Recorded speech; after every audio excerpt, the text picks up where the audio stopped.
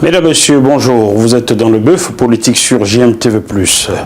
Le monde entier est en pleine mutation et dans cette mutation, l'Afrique n'est pas en reste. Les enjeux miniers en Afrique font partie de cette mutation-là, les enjeux agricoles également, tout comme les relations internationales. On a vu récemment avec la guerre en Ukraine, qui se poursuit d'ailleurs. Chaque pays est appelé à se prononcer un peu comme si c'était la mode. Pour balayer ces quelques sujets, notre invité de ce jour est Dr Hamidine Mokhtar Khan, docteur en économie et intelligence économique, originaire de Mauritanie. Bonjour Dr Hamidine Khan, comment allez-vous? Ça va, merci, bonjour. Merci de revenir sur GMTV+. Comme vous savez, c'est votre maison désormais. C'est un plaisir de vous retrouver. Très bien. Donc cet entretien a été préparé avec le concours du journal en ligne Notre Voix, dirigé par Léonce Ngwadji et Wes Fosso, que je remercie. Les enjeux miniers en Afrique. Le potentiel minier africain est incommensurable, comme vous le savez, Dr Hamidine Khan. Pouvez-vous expliquer en langue simple les enjeux qui sont en cours sur la scène internationale pour l'exploitation minière de l'Afrique occidentale? De l'Afrique par l'Occident, pardon. L'Afrique par l'Occident. J'entends par l'Occident les pays traditionnels qui ont toujours exploité l'Afrique, la France, le Royaume-Uni, les États-Unis et même l'Australie et tout récemment la Chine et la Russie. Oui, bon, donc les enjeux miniers en Afrique sont colossaux. Parce que l'Afrique, c'est le continent avec plus de 30 millions de kilomètres carrés qui recèle le plus de potentialité minière. Donc, depuis 5 siècles déjà, l'Occident exploite les ressources minières en Afrique. Depuis 5 siècles. Sans l'avis des Africains, il faut le dire. Voilà, donc, parce que sans l'avis des Africains, bien entendu, parce que l'Afrique, depuis justement 5 siècles, est sous la coupe de l'Occident. Avant, déjà, c'était sous la coupe du monde arabe, parce que, disons-le, que les Arabes ont bien fait l'esclavage avant l'Occident. À partir du 7e siècle. Voilà, 6 siècles avant l'Occident, et puis après, l'Occident a pris le relais. Le relais. Voilà, donc avec plus de 100 millions d'Africains qui ont été déportés et tués. Et puis après, il y a eu la colonisation, disons-le. Qui se poursuit. Voilà, donc avec cette colonisation, il y a eu encore une ampleur inédite pour l'exploitation des mines en Afrique. Et donc ça se poursuit jusqu'à présent, malheureusement, avec les multinationales qui pillent les ressources minières africaines. La Commission économique africaine l'a dit, et puis les intellectuels africains le disent, et puis tout le monde le sait. Maintenant, je crois que les enjeux qui sont maintenant au vu et au su de tout le monde depuis le déclenchement le 24 février de l'opération spéciale russe montrent à quel point les mines sont importantes. À quel point. Et donc, il faudra que l'Afrique se ressaisisse justement pour essayer de gérer convenablement ses ressources minières et puis essayer d'en profiter pour le décollage économique de tout le continent. Vous dites qu'il faut que l'Afrique se ressaisisse. Est-ce que c'est ce qu'on est en train de voir au Mali? Car en quelques mois, moins d'un an, on constate que le Mali gravite désormais dans le quota des pays producteurs d'or, ce qui n'était pas le cas il y a 2 ans. Oui, le Mali, effectivement, depuis la rupture justement de ses relations militaires avec la France, essaie tant bien que mal de faire de sorte à ce qu'il puisse gérer ses ressources minières. Mais le Mali n'a pas seulement ils ont aussi l'hydrogène. L'hydrogène c'est l'un des pays où il y a le plus d'hydrogène au monde. Avec l'hydrogène, le Mali pourrait être le premier pays au monde à avoir une énergie verte. Le premier pays au monde. Parce que les capacités de l'hydrogène au Mali sont phénoménales. Ça, on ne le savait pas. Ah, oui, absolument. Et ça, je crois que le Mali doit justement mettre l'accent là-dessus pour l'exploitation justement de l'hydrogène et puis en faire un tremplin pour son développement à tout va. Oh. Donc, l'avenir pour les Africains en termes d'autonomie dans cette exploitation minière est assuré selon vous? Pas encore assuré, ça veut dire que les Africains doivent, comme je l'ai dit tantôt, doivent se ressaisir pour reprendre justement ces mines. Parce que, bon, disons-le franchement, n'importe où en Afrique, sauf peut-être l'Afrique du Sud, tout le reste du continent, et un peu l'Algérie, parce que l'Algérie, justement, les mines et puis tout ce qui est minier ou bien hydrocarbures appartient à l'État. Le Maghreb en général, hein? Surtout l'Algérie. Bon, il y avait la Libye, mais maintenant la Libye est en état de décomposition. Et détruite. Voilà, en état de décomposition. Donc, peut-être l'Afrique du Sud, seule l'Afrique du Sud et l'Algérie, mais tout le reste du continent, c'est les multinationales qui font ce qu'elles veulent. Donc, il faudra que l'Afrique, justement, avec l'appui des intellectuels, et puis d'ailleurs, il faudra que l'Union africaine joue pleinement son rôle là-dessus. L'Afrique a des capacités de développement colossales, mais il faudra qu'on se ressaisisse à l'heure actuelle parce que la donne est en train de changer. J'en profite pour saluer Dr Bareja Youmsi qui vous a précédé sur ce plateau il y a quelques semaines. Dr Bareja Youmsi qui est docteur en mines et en énergie, qui est professeur à l'université de Cape Town et de Bamenda au Cameroun, non, Cape Town en Afrique du Sud, Bamenda au Cameroun. Dr Bareja Youmsi qui a fait de cela, de la question de la souveraineté en matière minière son cheval de bataille et qui a dénoncé cette convention signée entre la Chine et le Cameroun sur le fer de Balam. Peut-être vous avez entendu parler de cela. Et donc, bonjour à Dr Bareja Youmsi et sachez que vous êtes une fois de plus le bienvenu ici. Vous pourrez rencontrer Dr Hamidine Mokhtar Khan avec qui vous avez beaucoup de choses à échanger. Revenons, restons sur l'Afrique. Et si l'Afrique avait les mains complètes sur ses mines, il va sans dire qu'aujourd'hui l'Afrique serait autant développée que l'Europe, si ce n'est plus. Plus, parce que l'Afrique, les capacités africaines d'ailleurs, elles sont mal connues. Parce que les inspections géologiques de tout le continent africain n'est qu'à 50%. Donc on ne connaît que 50% des capacités minières africaines. Tout le reste encore n'est pas connu. Rares sont les pays de l'Afrique du Sud peut se vanter qu'elle connaît la géologie de son sol. Mais tout le reste du continent ne le connaît pas. Donc l'écrasante majorité des richesses encore sont non connues et non exploitées. Donc ça pourrait faire de l'Afrique, d'ailleurs, bon, les multinationales le savent, les pays occidentaux le savent, la Chine le sait, la Russie le sait. La Russie, d'ailleurs, n'a pas besoin de mines africaines parce que la Russie à elle-même, c'est un continent. Et très très riche. Mais excessivement riche. D'ailleurs, cause pour laquelle, disons-le franchement, cause pour laquelle on veut détruire la Russie à cause de ses capacités minières et de son potentiel énergétique. Vous voyez, d'ailleurs, Madeleine Albright, vous vous rappelez d'elle? Je me rappelle bien, l'ancienne secrétaire d'État américaine, Madeleine Albright. Qu'est-ce qu'elle avait dit lorsqu'elle était secrétaire d'État? Elle a dit que ce n'est pas normal que la Russie à elle seule ait autant de territoire. Bon, je peux répondre à Madeleine Albright, je pense qu'elle est encore en vie, c'est pas normal que vous les Occidentaux... Elle est décédée il y a quelques semaines. Je ne vais pas dire paix à son âme, car c'est pas normal que vous les Occidentaux ayez exterminé les Indiens d'Amérique pour prendre leur terre non plus. En tout cas, c'est ce qu'elle avait dit, donc cause pour laquelle, et puis si on relit par exemple Zbigniew Brzezinski dans l'échiquier, The Grand Chessboard, qu'est-ce qu'il a dit? Mais complètement, il a dit que la Russie doit être défaite.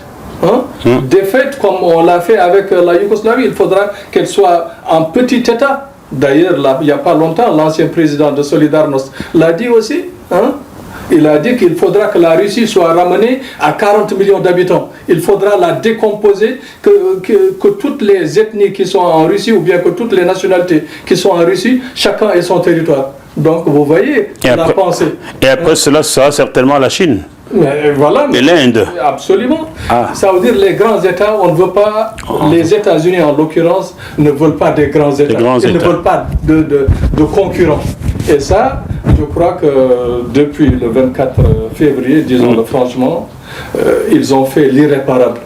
Ils ont commis l'irréparable parce que ça, c'est le début de la fin de la puissance américaine. De l'hégémonie américaine. De l'hégémonie américaine, c'est fini. C'est une grosse erreur. Alors, est-ce que les Européens, l'Union européenne, n'est pas un peu le dindon de cette farce-là? Car est-ce que les États-Unis permettraient un jour que l'Union européenne devienne un bloc fort? Mais ils n'ont jamais voulu. les États-Unis n'ont jamais voulu que l'Union européenne soit indépendante et puis soit forte. Parce que, bon, disons-le, la guerre en Ukraine ne devait pas avoir lieu. Si c'était par exemple Mitterrand qui était là, ou bien si c'était Chirac, même à la rigueur, même si c'était Sarkozy, la guerre n'allait pas avoir lieu. Pardon, Sarkozy, c'est pas lui qui a détruit la Libye, là? Oui, mais avant, comme on le voyait, il était trop atlantiste. Mais à la fin, vous avez vu qu'il se rapprochait de la Russie. Vous comprenez? Donc même lui, s'il était au pouvoir, il allait faire de sorte à ce que cette guerre n'ait pas lieu. Parce que ça, c'est une guerre, disons-le, qui fait mal à l'Europe, qui fait mal au monde, mais surtout à l'Europe. Surtout à l'Europe. Parce que les Européens ont toujours dit que c'est les sauvages, les autres qui se font des guerres depuis la Seconde Guerre mondiale. Et maintenant, on voit qu'en pleine Europe, la guerre a éclaté, et puis c'est une guerre fratricide. C'est une guerre où le vaincu s'est foutu. Et on sait qu'il sera vaincu. Et puis ce sera la décomposition de l'Ukraine. La décomposition de l'Ukraine. L'Ukraine ne sera plus jamais comme avant. C'est fini. C'est fini. Savez-vous où est la Galice? La Galice, absolument. C'est dans quel pays? La Galice se trouve dans deux pays. Ça se trouve en Pologne et puis en Ukraine. En Ukraine. Voilà. La Galice était une partie polonaise. Elle a été divisée après la Seconde Guerre mondiale. C'est Staline qui a repris cette partie occidentale à la Pologne. Savez-vous que Gaulle vient de Galice? Absolument. Ça veut dire que les Français qui se réclament être des Gaulois viennent de la Galice. Et puis, il y a absolument, bon, de toute façon, l'histoire européenne est ainsi faite, vous comprenez. Donc, tous les pays sont imbriqués. Tous les pays sont imbriqués. Et la Galice, la grande partie de la Galice se trouve en Pologne, l'autre partie se trouve en Ukraine. Ça veut dire c'est le Lvov, le Lviv, comme on le dit. La deuxième ville, la quatrième ville ukrainienne, c'est là-bas où se trouve la Galice ukrainienne.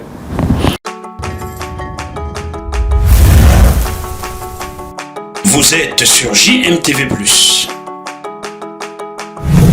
Vous êtes toujours dans le bœuf politique sur JMTV+, et nous recevons aujourd'hui Dr Hamidine Mokhtar Kane, docteur en économie et intelligence économique. Avec lui, nous parlions précédemment des enjeux miniers en Afrique. Nous allons maintenant aborder les enjeux agricoles en Afrique. Dr Hamidine Kane, on sait que l'Afrique regorge un énorme potentiel en terres érables. Comment expliquer la famine, les poches de famine qu'on voit ça et là en Afrique?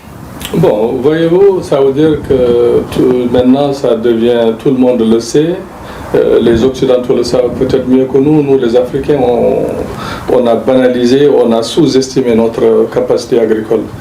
65 à 75% des terres arables du monde se trouvent en Afrique. Et ça, l'Afrique d'ailleurs, il y a eu un rapport qui a été fait par la Banque africaine de développement, la BAD. Ils ont dit que l'Afrique à elle seule peut nourrir 9 milliards d'habitants. 9 milliards d'habitants, oui. C'est le vrai grenier du monde en fait. Absolument. L'Afrique à elle seule peut nourrir 9 milliards d'habitants. Alors que ça et là, un peu partout, chaque année, on est en train de crier famine, que ce soit en Éthiopie, que ce soit en Somalie, un peu partout en Afrique. Et ça, ce n'est pas normal parce qu'il n'y a pas de volonté politique à développer l'agriculture. Volonté politique. Absolument, il y a un manque de volonté politique pour le développement de l'agriculture. Maintenant, avec ce qui se passe exactement maintenant, on voit que l'agriculture est fondamentale pour tout pays, pour tout continent. Je vais en profiter pour saluer des jeunes entrepreneurs congolais que j'ai reçus sur ce même plateau il y a 2 mois, qui transforment le manioc en farine pour fabriquer du pain au Congo. Et une situation similaire se produit à Yaoundé au Cameroun, où des jeunes Camerounais, vous voyez ces images, transforment le manioc qui pousse presque partout en Afrique. On en mange en Mauritanie. Partout en Afrique. On en mange en Mauritanie, on en mange au Sénégal, on en mange en Côte d'Ivoire, on en mange au Cameroun, on en mange en Afrique australe. En Afrique du Sud. Donc ce manioc aujourd'hui est transformé en farine au Cameroun, au Congo, et remplace valablement le blé qui venait de l'Occident. Et c'est sans amidon. Et c'est sans amidon en plus. C'est sans amidon. Ça veut dire que c'est meilleur pour la santé. Absolument. Donc je salue ces jeunes-là, voilà, je vous fais de la pub gratuite, je n'ai pas pris un centime, c'est pour saluer votre initiative. Tous les jeunes Africains qui s'engagent dans l'agriculture, il faudra les aider, il faudra les saluer, il faudra les encourager. Parce que l'avenir de l'Afrique aussi, c'est dans l'agriculture. Quand on a un ventre vide, on ne peut pas réfléchir. Quand on a le ventre plein, là on réfléchit, on innove, on a des ambitions pour son continent, pour son pays. Comment l'Afrique doit-elle procéder en termes de stratégie et de coopération pour développer plus rapidement et plus efficacement son agriculture?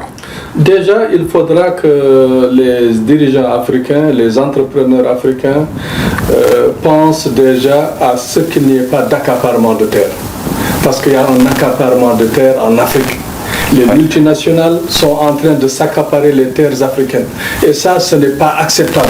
Les multinationales chinoises, saoudiennes, dubaïstes... Les Arabes, les Européens, les Chinois, tout le monde veut s'accaparer les terres africaines. Ça, il faudra un réveil national, continental, pour que les Africains refusent justement cet accaparement. Parce que nous devons nourrir le monde, nous devons nous nourrir d'abord et nourrir le monde. Vous comprenez? Donc les enjeux sont là. Il y a des enjeux miniers, il y a des enjeux agricoles. Et puis les enjeux agricoles sont fondamentaux.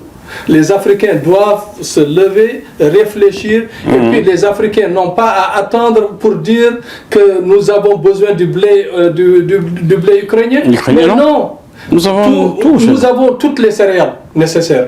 Le mil, le sorgho, tout ça, ça peut faire du pain. C'est pas seulement le blé. Le manioc, comme vous l'avez dit, le fognon, tout peut faire du pain. Du pain. Absolument. Les Africains peuvent innover, mais il faudra qu'on les aide. Les jeunes Africains innovent, les femmes africaines innovent. Il faudra les aider par des prêts, par des emprunts, et puis leur ouvrir les portes. J'ajoute la patate douce. Au Cameroun, on fait du pain de patate douce qu'on appelle le pain de Kumba. Sachez que c'est fait à base de farine de patate douce et j'adore ce pain-là. Et puis c'est délicieux. C'est délicieux. Et puis c'est nourrissant. On n'a pas besoin de compléments pour le manger, juste avec de l'eau. Je mange le pain de farine de patate, il est très bon. Je ne sais pas ce que vous cherchez dans le pain, la farine de blé. De toute façon, on peut comprendre, docteur Amidine Kane. J'ai des amis au Gabon qui naquirent dans les années 60, qui m'ont révélé que autrefois les missionnaires leur disaient à l'école qu'ils sont bêtes parce qu'ils ont mangé le manioc. Il fallait qu'ils mangent du pain fabriqué avec du blé. Du blé qui venait de l'Occident, pour enrichir l'Occident. Vous comprenez?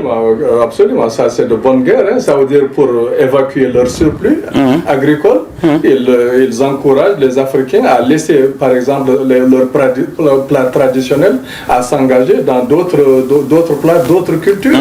Alors que l'Africain se nourrit de mil, de sorgho, de manioc, de maïs, de patates, de maïs. Tout ça, tout cette tubercule. Parce que la constitution africaine aussi a besoin de ça. Vous comprenez?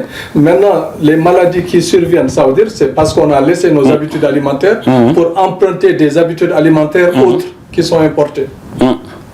Alors, on parlait de la Russie et de l'Ukraine qui nourrissent pratiquement le monde entier, qui fournissent également les céréales, les engrais, l'huile. Le monde n'est plus le même depuis l'éclatement de cette guerre en Ukraine. L'Afrique en est d'ailleurs l'une des principales victimes, ce qui n'aurait jamais dû arriver si la volonté politique, comme vous disiez, était là. Pour vous, quelles sont aujourd'hui les urgences agricoles pour l'Afrique et si elle veut connaître une sécurité alimentaire, par quoi doit-elle commencer? Elle doit commencer déjà par un investissement massif dans l'agriculture. Un investissement massif. Ça veut dire qu'il faudra attribuer des terres aux nationaux. Aux nationaux, mais bien sûr. Ça, c'est fondamental. Parce que sinon, c'est l'accaparement des terres. Ils vont faire des biocarburants avec justement les terres africaines. Et au lieu de faire, par exemple, de l'alimentaire. Il y a déjà Ferronia, une multinationale canadienne, qui a mis la main basse sur les terres au Congo, en République démocratique du Congo. Et puis avec l'investissement des Belges et des Allemands. Mais ils ont des terres chez eux au Canada. Qu'est-ce qu'ils vont chercher en Afrique? Mais les multinationales vont toujours chercher ailleurs, vont toujours chercher à grappiller ailleurs. Donc ça, il faudra que ça cesse. Il faudra que les Africains se disent que c'est à eux de nourrir leur population. Les Africains n'ont pas besoin d'importer de la nourriture. Et puis le riz que nous importons majoritairement en Afrique, qui vient d'Asie du Sud-Est, c'est du riz de mauvaise qualité, qui a duré pendant 3 ou 5 ans, qui a beaucoup de sucre là-dedans, hein, de glucides, et puis qui rend malade les Africains, qui leur donne le diabète. Vous comprenez? Alors que les Africains peuvent cultiver un riz de très bonne qualité, succulent, et puis qui est adapté aux Africains. Vous permettrez qu'on salue l'initiative du président Muhammadu Buhari au Nigeria, qui avait lancé un plan de culture du riz dans son pays. Désormais au Nigeria, une bonne partie du riz consommé est produit là au Nigeria. Un programme lancé par... Il faudra les saluer, tout Africain, tout président africain ou bien tous les dirigeants africains qui s'engagent à bras le corps pour le développement de l'agriculture, il faudra les saluer. Il faudra refuser que les terres africaines soient bradées à des multinationales, à des étrangers. C'est les Africains qui doivent cultiver leurs terres et pas d'autres. Hein? Donc il faudra aussi saluer par exemple des gens comme de la qualité de Dangote qui font des industries chimiques pour produire du phosphate, pour produire des engrais qui sont bons pour l'agriculture, pour le développement de l'agriculture africaine. Ça, il faudra les saluer. Il faudra que les entrepreneurs africains aussi s'investissent dans l'agriculture parce que c'est fondamental pour les Africains. Maintenant, on est en train de le voir. Vous ne le saviez sans doute pas, au Burkina Faso, à l'ouest du Burkina Faso, autour du fleuve Soro, de grandes irrigations de terre avaient été effectuées entre 2012 et 2013. Donc j'y avais été invité par mon frère et ami Luc Adolphe Tiao, à l'époque Premier ministre. Cette terre irriguée avait été découpée, partagée aux nationaux qui cultivaient 4 denrées de céréales par an. Donc, dès 2013, le Burkina Faso, pays aride, était proche d'atteindre l'autosuffisance alimentaire. Comme vous disiez, Dr Amizine Kane, la volonté politique peut sortir l'Afrique de sa situation. Absolument, c'est la volonté politique. Voyez-vous, il n'y a rien de diable dans le développement. Le développement n'est pas difficile. Il suffit d'avoir des décideurs engagés, de la volonté politique, de l'organisation et de la méthode. Et les Africains peuvent l'avoir, non, mais on ne leur laisse pas le champ libre. Il faudra que les Africains s'approprient leur propre indépendance. Indépendance énergétique, indépendance agricole, indépendance minière et indépendance tout court. Voyez-vous. Et ça, c'est fondamental pour l'Afrique parce que les enjeux sont colossaux. L'Afrique maintenant pèse 1,5 milliard. L'Afrique est encore sous-peuplée. Disons-le. Il faudra le dire, le redire aux Africains et aux Africaines. L'Afrique est sous-peuplée. L'Inde à elle seule, avec 3 millions de kilomètres carrés, c'est 1,4 milliard. La Chine avec 8 millions de kilomètres carrés, c'est 1,5 milliard, comme l'Afrique. Alors que l'Afrique, c'est 30 millions de kilomètres carrés. Donc les Africains peuvent pousser encore jusqu'à 6 milliards. Et ils pourront nourrir les 6 milliards et 3 milliards d'étrangers d'autres continents. Vous comprenez? Donc si on commence à nous dire que la démographie africaine est galopante, il faudra arrêter, il faudra faire la planification familiale. Moi je dis aux Africains et aux Africaines, il faudra savoir raison garder, il ne faudra pas les écouter. Et puis il faut se dire que la puissance aussi vient nous croyons en l'homme, nous. L'Africain croit en l'homme. C'est l'individu le plus important, c'est pas le matériel. Donc nous croyons aux hommes, nous croyons aux femmes, nous croyons aux Africaines, nous croyons aux Africains. Donc l'Afrique est encore sous-peuplée. Nous avons la capacité d'encore partir jusqu'à 6 milliards et ça il faudra que le discours soit entendu, qu'on n'écoute pas les prêcheurs de désordre pour venir nous dire que ça suffit. Il va apprécier le président Emmanuel Macron. C'est pas lui vous adressez bien entendu, mais il va apprécier car pour lui la démographie africaine dérange. Voilà. Chers téléspectateurs, on vous retrouve dans quelques minutes après une petite pause. Vous êtes sur JMTV+. Vous êtes toujours dans le bœuf politique qui reçoit aujourd'hui Dr Hamidine Mokhtar Kane, docteur en économie et intelligence économique, originaire de Mauritanie. Mais c'est quoi l'intelligence économique, Dr Hamidine Kane? L'intelligence économique, ça veut dire c'est aider les gouvernements ou bien les décideurs à avoir une vision claire pour leur développement. Et comprendre, par exemple, les stratégies des entreprises, des multinationales, comment évoluer dans le droit aussi, pour que tout soit clair, l'organisation et la méthode soient là pour que le développement se fasse sans encombre. Donc, on a besoin de vous en Afrique.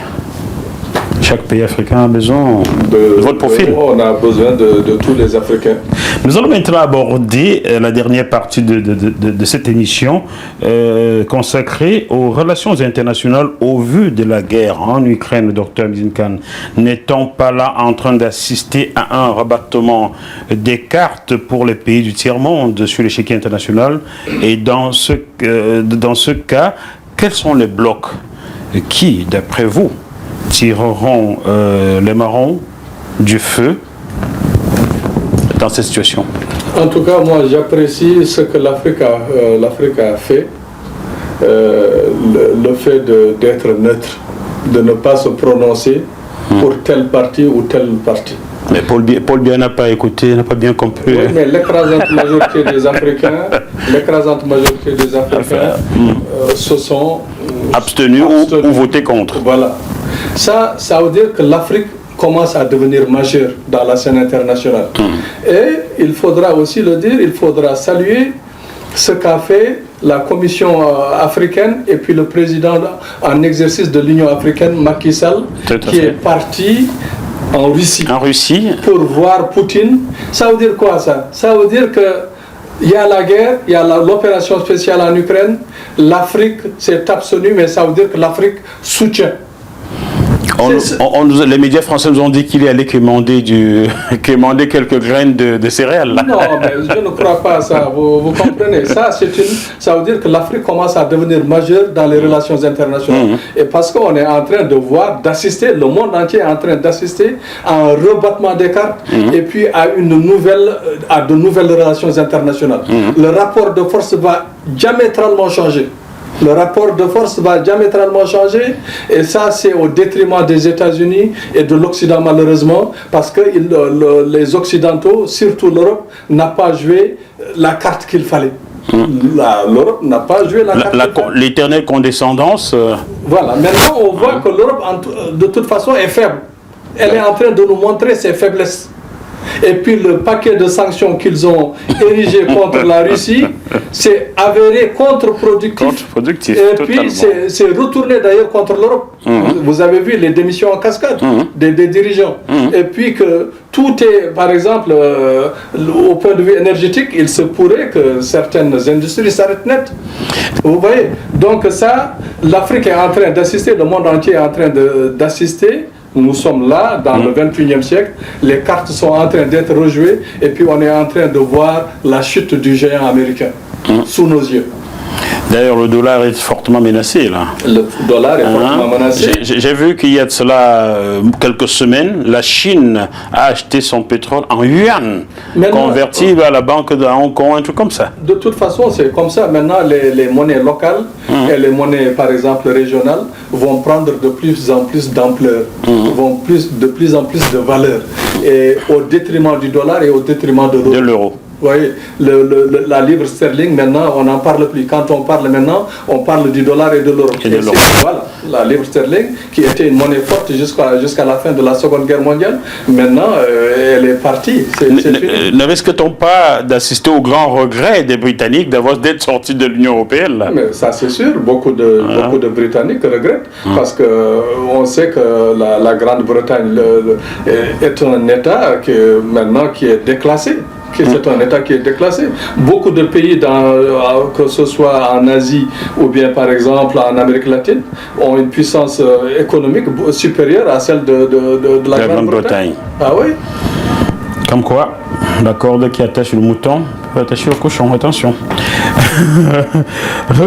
Restons en Ukraine. On a remarqué que les Africains ont opté, comme vous disiez, pour la neutralité malgré les pressions occidentales.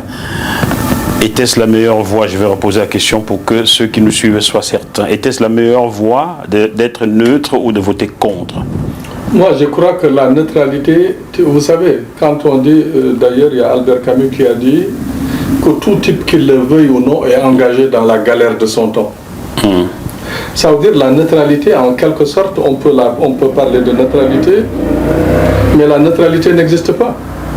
Soit on est pour, on est contre. Ça veut dire la neutralité africaine, ça veut dire en fait que les Africains sont avec la Russie. C'est ce que ça veut dire, hein? C'est ce que ça veut dire. Parce que quand on regarde ceux qui sont avec l'Occident, c'est à peu près 700 millions. Tout le reste est avec presque la Russie.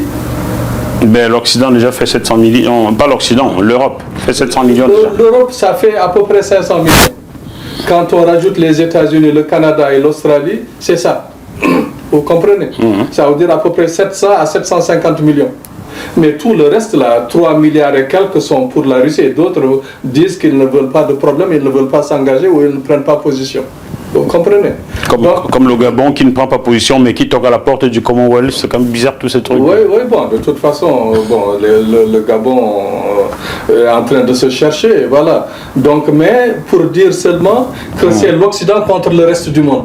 C'est l'Occident contre le reste du monde. Parce que on ne peut pas indéfiniment mettre à jour les autres nations, on ne peut pas indéfiniment les menacer, on ne peut pas indéfiniment les montrer du doigt.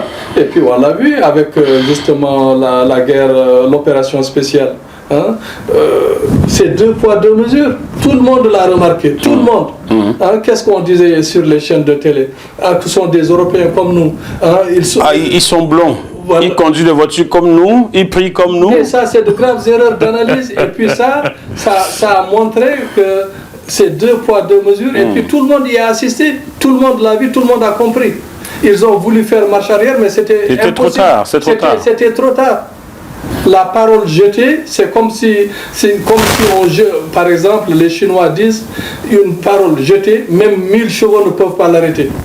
En poulard, en africain, en peul, on dit que la parole jetée, c'est comme l'eau dans le sable. On ne peut plus la ramasser. Vous comprenez? Donc le fait qu'ils aient communiqué là-dessus a été une très grosse erreur de communication. Très grosse.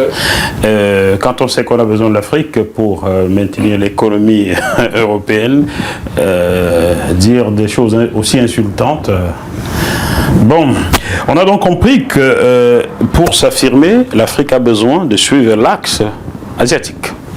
Plus de doute là-dessus. Pas obligatoirement. L'axe africain, les Africains, il faudra qu'ils se prennent en charge. Il faudra qu'ils aient leur propre politique, leur propre ambition. L'Afrique peut jouer un rôle dans les relations internationales et elle doit le jouer et elle le jouera. Les jeunes Africains sont conscients de cela, de cette capacité. On ne peut pas avoir 1,5 milliard d'ici quelques années, 2050, avoir 5 à 6 milliards et dire que non, on va toujours rester à la traîne. Ça, les Africains ne vont pas l'accepter, les intelligences africaines ne vont pas l'accepter, les femmes africaines ne vont pas l'accepter. Les femmes africaines sont des femmes combattantes et puis c'est à elles que aussi il faudra qu'elles s'engagent résolument en politique, les femmes africaines, parce que ce sont de braves femmes. Et sans elles, il y aura plus de développement. Le développement africain doit aussi se faire. Pourquoi on est encore en retard dans le développement africain? Parce que nous n'utilisons pas les langues africaines. Les langues africaines doivent être étudiées, elles doivent être aussi des langues de travail. Parce qu'elles sont des sources de connaissances immenses. Des sources de connaissances immenses qui sont inexploitées, qui n'attendent qu'à être exploitées, étudiées, exploitées. L'Afrique regorge de mystères et puis de capacités pour son propre développement, par son propre développement et pour son propre développement. Dr Hamidine Kane, on pourrait rester là 100 ans, tellement d'autres choses à se dire, mais bon, une émission doit bien respecter un créneau. Y a-t-il une question fondamentale que vous auriez aimé que je vous pose sur ces 3 thèmes, à savoir les enjeux miniers en Afrique, les enjeux agricoles en Afrique, les relations internationales au vu... Ce que je voulais dire en dernier, c'est que les Africains doivent éviter les confrontations entre États, entre communautés, et puis refuser d'avoir des bases militaires en Afrique. Les bases militaires, quand elles s'installent en Afrique, c'est incommensurablement pour la déstabilisation, le non-développement de l'Afrique. Et ça, il faudra que tous les dirigeants africains, que tous les États africains s'engagent résolument auprès de l'Union africaine à ne pas se faire la guerre, à se concerter et puis à ne pas accepter des bases étrangères en Afrique. Un vrai Africain ne fait pas la guerre à un autre. Autrefois, on se réunissait autour d'un baobab, on s'entendait. Absolument, mais voilà. Justement, il faudra qu'on revienne à cette position hantée.